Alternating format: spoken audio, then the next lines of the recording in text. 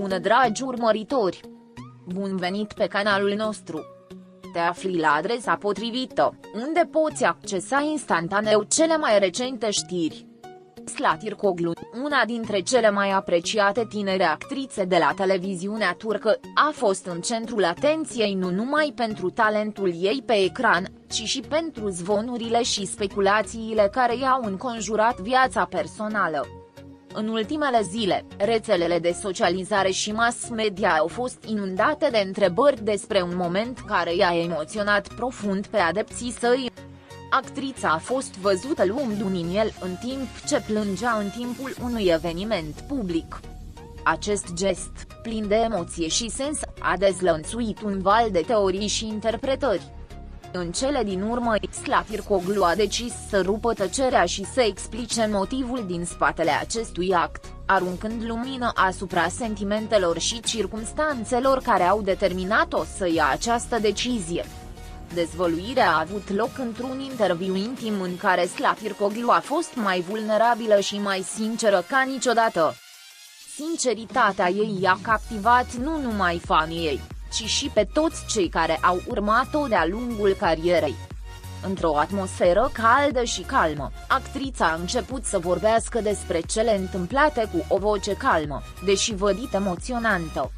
În propriile sale cuvinte, gestul de a scoate inelul nu a fost ceva planificat, ci mai degrabă o reacție spontană la un grup de emoții pe care le reprimase de ceva vreme. Acel inel avea o semnificație foarte specială pentru mine, a mărturisit el. Nu a fost doar un accesoriu, ci un simbol al unui moment important din viața mea.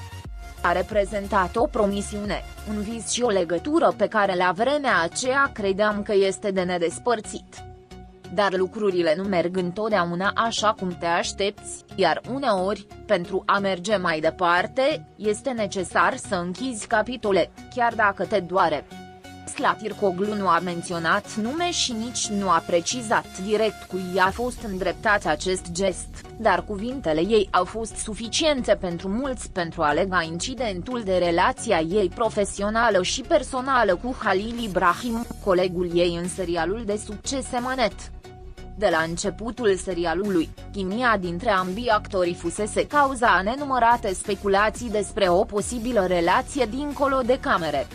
Deși nu au confirmat niciodată nimic oficial, zvonurile despre o legătură specială între ei nu au încetat să circule, alimentate de complicitatea și apropierea de care au demonstrat în public.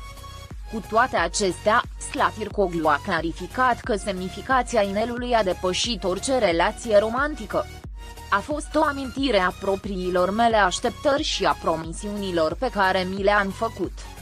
Într-un fel, simbolizează speranța pe care o avea în anumite persoane și în anumite circumstanțe.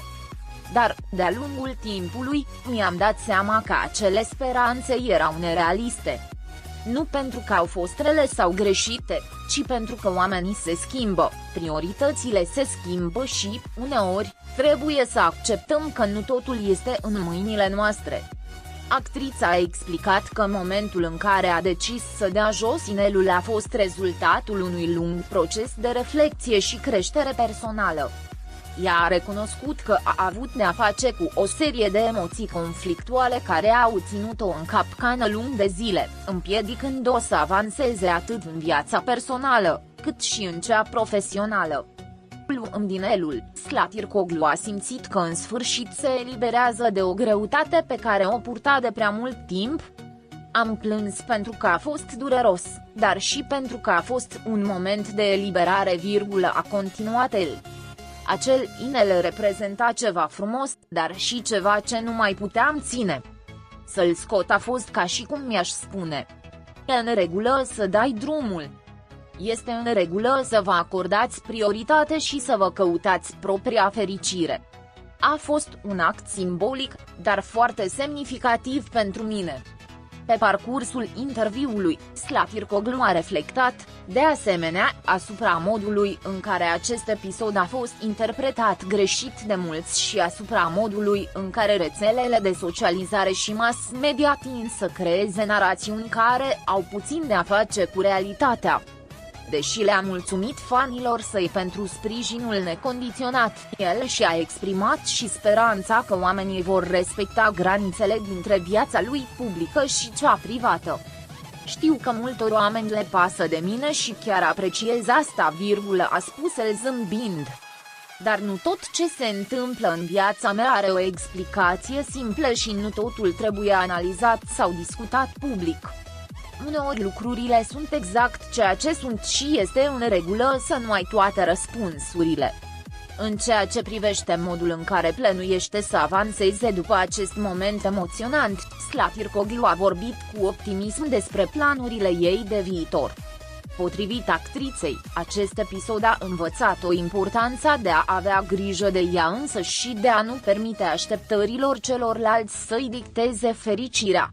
În prezent, ea este concentrată pe noi proiecte care o entuziasmează și își construiesc o viață care să reflecte adevăratele ei dorințe și valori. Sunt într-un moment al vieții mele în care vreau să mă concentrez pe ceea ce contează cu adevărat, a spus el. Vreau să mă înconjur de oameni care mă susțin și mă inspiră și vreau să mă dedic proiectelor care mă provoacă și mă fac să cresc. Trecutul va fi întotdeauna o parte din mine, dar nu vreau să mă definească. Prefer să privesc înainte și să îmbrățișez ceea ce urmează cu speranță și recunoștință. Reacțiile la declarațiile lui Slatirkoglu au fost imediate. Adepții ei au inundat rețelele de socializare cu mesaje de sprijin, evidențiind curajul și maturitatea ei în abordarea publică a unei probleme atât de personale. Mulți au lăudat și capacitatea ei de a transforma o experiență dureroasă într-o oportunitate de învățare și creștere. Pe de altă parte, au fost cei care nu au putut să nu speculeze din nou despre relația dintre Slatirkoglu și Halil Ibrahim, punând la îndoială dacă inelul în cauză are legătură cu el sau cu vreo promisiune pe care au împărtășit-o în timpul petrecut împreună. Deși actrița a precizat că nu are intenția de a intra în detalii, acest episod a trezit interesul pentru dinamica dintre cei doi actori și pentru ceea ce s-ar fi putut întâmpla în spatele camerelor de filmat. În ciuda speculațiilor, Slatirkoglu a spus clar că prioritatea ei în acest moment este să avanseze cu forță și determinare. Povestea ei nu numai că a rezonat cu fanii ei, dar a servit și ca un memento că toți ne confruntăm cu momente dificile și decizii dificile în viață și că important este să găsim o modalitate de a ieși mai puternici din acele experiențe. În încheierea interviului, Slatirkoglu a împărtășit un mesaj care încapsulează atitudinea ei față de viață și provocările cu care se confruntă. Viața este plină de schimbări și surprize. Unele sunt minunate, altele sunt provocatoare. Dar fiecare dintre ei ne învață ceva valoros. Pentru mine, acesta a fost o reamintire că este întotdeauna posibil să o iei de la capăt, cu o inimă deschisă și o minte liniștită. Pascali